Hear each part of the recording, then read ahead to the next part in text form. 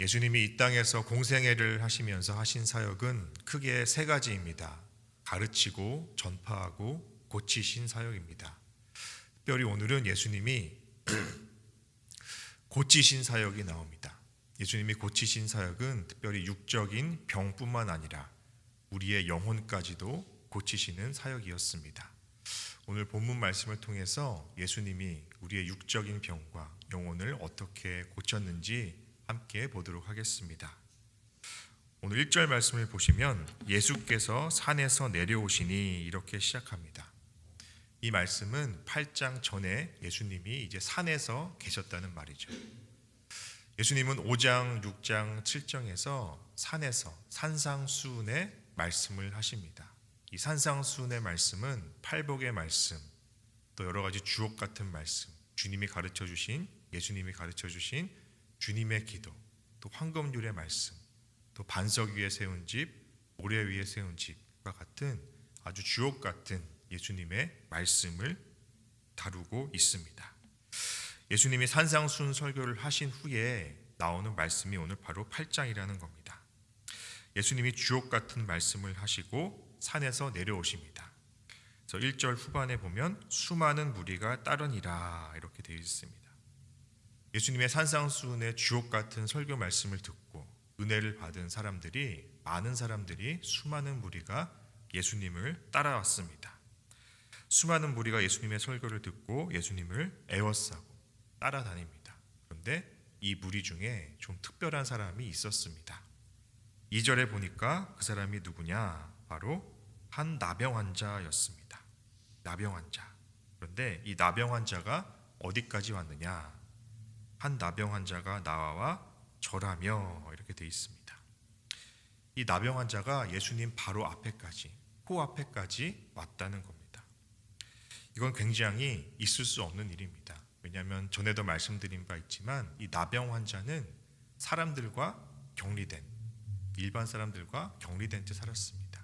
그리고 이 나병 환자가 어떤 성읍에 들어올 때는 항상 윗입술을 가리고 부정하다 부정하다 이렇게 외치면서 내 옆에 오지 마십시오. 나는 나병 환자입니다. 내 옆에 가까이 오지 마십시오. 이렇게 큰 소리로 외치고 다녀야 했습니다. 항상 나병 환자 주변에는 몇십 미터 반경에 사람이 없어야 했습니다. 만약 그렇게 하지 않고 이렇게 소리를 외치거나 하지 않고 어떤 병에 걸리지 않는 사람을 가까이 온다면 그 사람은 돌로 쳐 죽여도 무방하다라고 레위기의 율법은 말씀하고 있습니다. 그런데 이 나병 환자는 이 예수님 앞에 가까이 왔습니다. 가까이 왔다라는 건 내가 사람들에게 돌로 맞아 죽어도, 율법을 어기면서까지 돌로 맞아 죽어도 예수님 앞에 가까이 가야겠다라는 간절함과 절박한 마음으로 예수님 앞에 나왔습니다. 간절함과 절박한 마음으로 예수님에 나왔다는 겁니다. 여러분, 우리는 이런 간절함과 절박함이 있습니까? 우리에게 언제 간절함과 절박함이 생깁니까? 뭔가 부족하고 결핍이 있을 때죠. 그럴 때 우리는 간절함이 생깁니다. 이 나병 환자는 예수님 앞에 갈 때 많은 두려움이 있었습니다. 장애물이 있었습니다. 사람들이라는 장애물이 있었고 또 내가 죽을지도 모른다는 두려움이 있었습니다. 그러나 그런 두려움과 장애물이 이 간절함과 절박함을 이기지는 못했습니다. 간절함과 절박함으로 예수님 앞에 나아가서 무릎 꿇고 뭐라고 말씀합니까? 뭐라고 말합니까? 2절에 보니까 주여 원하시면 저를 깨끗하게 하실 수 있나이다 라고 말합니다. 목숨 걸고 예수님 앞에 나왔는데, 간절함과 절박함으로 예수님 앞에 나왔는데 예수님 앞에 드리는 말치고는 좀 밋밋합니다. 주여 원하시면 저를 깨끗하게 할 수 있습니다. 만약에 저라면, 제가 이렇게 목숨 걸고 하나님 앞에, 주님 앞에 나왔다라면 이렇게 얘기하겠습니다. 주님, 제가 정말 목숨 걸고 나왔습니다. 돌 맞아 죽을 각을 하고 예수님 앞에 나왔습니다. 주님, 저를 꼭 고쳐주셔야 됩니다. 고쳐주지 않고 그냥 돌려보내면 저는 죽습니다. 제가 고쳐질 때까지 예수님 발 앞에서 물러나지 않겠습니다. 간절하게 정말 마음을 다해서 외칠 겁니다. 그런데 이 나병 환자는 어떻게 얘기합니까? 주여 원하시면 저를 깨끗하게 하실 수 있나이다. 잘못 이해하면 주님 저를 살리던 말던 알아서 하십시오. 저를 고쳐도 되고 안 고쳐도 되고 알아서 하십시오. 뭔가 포기한 사람처럼 보입니다. 그러나 그렇게 이해하면 곤란합니다. 이 기도는 믿음의 기도입니다. 왜 믿음의 기도이냐? 예수님께 전적으로 위택하고 맡기고 있는 기도이기 때문입니다. 주님, 제가 여기까지 나온 것은 정말 최선을 다해서 여기까지 왔습니다. 여기까지 온 것은 제 몫입니다. 제가 목숨을 걸고 여기까지 나왔지만 이제는 저를 살리고 죽이는 문제는 주님 앞에 달려 있습니다. 주님의 몫입니다. 제가 어떻게 할 수는 없습니다. 이제는 예수님 당신의 뜻대로 해 주십시오 라는 전적인 위탁의 기도인 겁니다. 사실 우리 안에는 자기 의란 게 있습니다. 하나님, 내가 매일매일 이렇게 새벽을 깨우고 매일매일 힘들지만 노력했는데, 그래서 목숨을 걸고 그렇게 기도했는데, 하나님, 내가 이렇게 목숨을 걸고 예수님 앞에 나왔는데 나를 고쳐주지 않으면 어떻게 합니까? 내가 이렇게 노력했는데, 내가 이렇게 애쓰고 노력한 걸 봐서라도 고쳐줘야 하지 않습니까? 이런 자기 의와 공로를 주장하게 됩니다. 그러나 이 나병 환자는 주님 원하시면 주께서 저를 보시고 원하시면 불쌍히 여기시면 저를 고치실 수 있습니다. 주님께 다 맡깁니다. 위탁하고 있습니다. 제가 이전에 교직에 오래 계신 선생님과 대화한 적이 있는데, 이 선생님께 제가 물었습니다. 도대체 어떤 학생이 가장 힘듭니까? 어떤 학부모가 가장 힘듭니까? 항상 이렇게 우리 애는 이런 걸 해줘야 되고 이런 걸 하면 안 되고, 우리 애는 어디까지 공부했고 어디까지 배웠고 그래서 이거를 가르치면 안 되고, 이런 학부모가 제일 힘들지 않습니까? 라고 물어보니까 이 선생님 대답이 아닙니다. 그런 사람은 차라리 시키는 대로만 해주면 됩니다. 그러면 제가 책임질 일이 없습니다. 그런데 제가 가장 부담스러운 학부모와 학생은 학부모가 와서 선생님, 우리 애는 아무것도 모릅니다. 저도 아무것도 모릅니다. 선생님이 알아서 하세요. 혼을 내시든 가르치시든 때리시든 알아서 하십시오. 우리 애는 대학만 가면 되니까 알아서 해 주십시오. 이렇게 선생님에게 전적으로 맡기는 학부모가 가장 부담스럽다고 합니다. 왜냐하면 그러면 자기가 이제 책임을 져야 하니까 부담스럽다는 것이죠.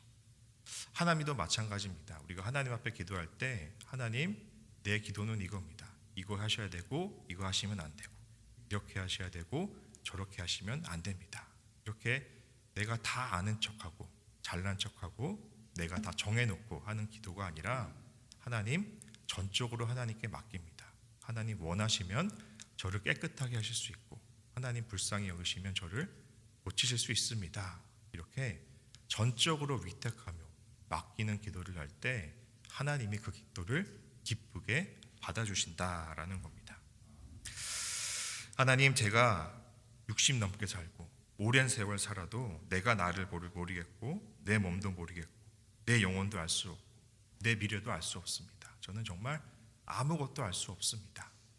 그러나 주님 뜻대로 하십시오.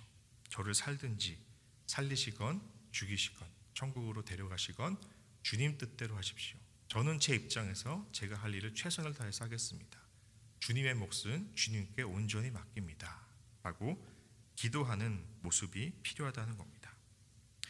이 나병 환자가 주님 앞에 엎드려서 주여 원하시면 저를 깨끗하게 하실 수 있나이다. 그 믿음의 기도를 예수님이 들으시고 이 나병 환자의 눈을 보시고 그 믿음을 아셨을 겁니다. 마찬가지로 우리가 이 새벽에 나와서 많은 말을 하지 않아도 주여 주여 하면서 주님만 불러도 우리 주님이 그 마음과 우리의 믿음을 아신다는 겁니다. 그래서 우리가 하나님 앞에서 내가 뭔가 있는 척, 내가 다 아는 척, 다 가진 척 하면은, 그래, 네가 참 잘났구나, 네 마음대로 해보려구나, 너 뜻대로 해보려구나, 하나님이 그렇게 말씀하실 겁니다. 반면에 아무것도 모르고 하나님 다 맡겨드립니다 라고 기도할 때 하나님이 그 겸손한 기도를 기쁘게 받으시고 하나님의 뜻을 이루어 가신다라는 겁니다. 이렇게 나병 환자가 간절함과 절박함으로 나와서 하나님께 위탁하는 믿음의 기도를 드립니다. 그때 어떤 역사가 나타납니까? 3절 말씀을 보시면 예수께서 손을 내밀어 그에게 대시며 이렇게 말씀합니다. 이 나병 환자의 몸은 지금 아마 예수님 앞에 나오면서 땀으로 범벅됐을 겁니다. 땀으로 범벅되면서 이 나병이 올라오면서 피고름이 붕대에 묻었을 것이고 또 굉장히 지저분한 모습일 것입니다. 그런데 예수님이 그런 나병 환자에게 손을 내밀어 대셨다라고 말씀하고 있습니다. 또 나병 환자 주변에는 아무 사람도 없었겠죠. 다 그 나병 환자의 나병에 옮을까봐 다 피해갔을 겁니다. 예수님과 이 나병 환자 2명만 있었을 겁니다. 그런데 이 예수님이 이 나병 환자에게 가까이 다가가서 이 나병이 나에게 옮을까 쭈뼛쭈뼛 손을 대는 것이 아니라 그냥 손만 대신 것이 아니라 이 나병 환자를 꼭 끌어안고 아주 격한 호응을 했을 겁니다. 얼굴을 만지시고 또 눈을 들어서 눈을 마주쳐 주시고 또 피고름도 닦아주시고 안아주시면서 염려하지 마라 라고 말씀했을 것입니다. 이렇게 손을 대시면서 그를 만지실 때에 예수님은 율법을 뛰어넘는 사랑을 실천하신 것입니다. 율법에 의하면 나병을 만지면 그 나병의 죄가 나에게 옮기 때문에 만지지 말라고 율법이 명하고 있습니다. 또 율법에는 시체도 만지지 말라 그랬죠. 사람의 시체든 짐승의 시체든 만지지 말라라고 말씀하고 있습니다.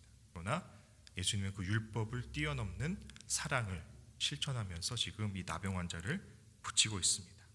그리고 계속해서 3절을 보시면 내가 원하노니 깨끗함을 받으라 라고 말씀하고 있습니다. 내가 원하노니 깨끗함을 받으라.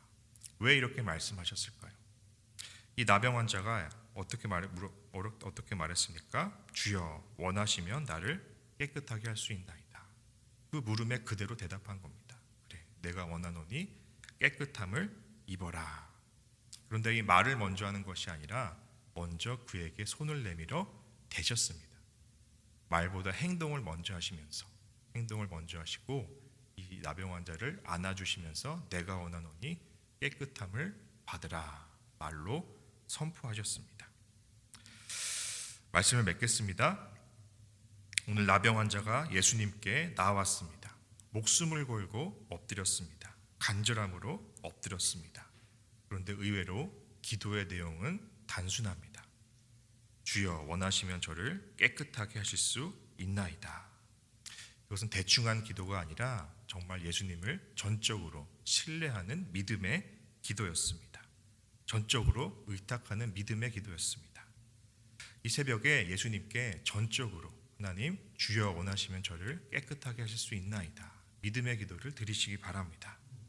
주님 내 마음이 갈급하고 영혼이 많이 침체되어 있습니다. 나를 도와주십시오. 나를 살려주십시오. 그렇게 내가 예수님께 기도하며 나아갈 때 주님이 어떻게 합니까? 예수께서 손을 내밀어 그에게 대시며 손을 내밀어 나를 만지시고 고치십니다. 꼭 껴안아 주시고 피고름을 닦아주시고 눈을 마주쳐 주시고 나를 만지십니다. 그리고 말씀하십니다. 내가 원하노니 깨끗함을 받으라. 오늘 우리가 주님 앞에 나와서 내 영혼이 외롭고 힘들고 견디기 힘들다면 그 간절함으로 주님 앞에 나오시고 겸손하게 엎드려서 주님 원하시면 저를 고치실 수 있습니다. 믿음의 기도를 할 때에 손을 내밀어 나를 잡아주시고 끌어안아 주시고 염려하지 말라. 내가 원하노니 깨끗함을 받으라 라고 말씀하시는 하나님의 음성, 예수님의 음성을 들으실 수 있길 바랍니다. 그 주님 앞에 믿음의 기도로 전적인 위탁의 기도로 나아가는 저와 여러분 되기 바랍니다.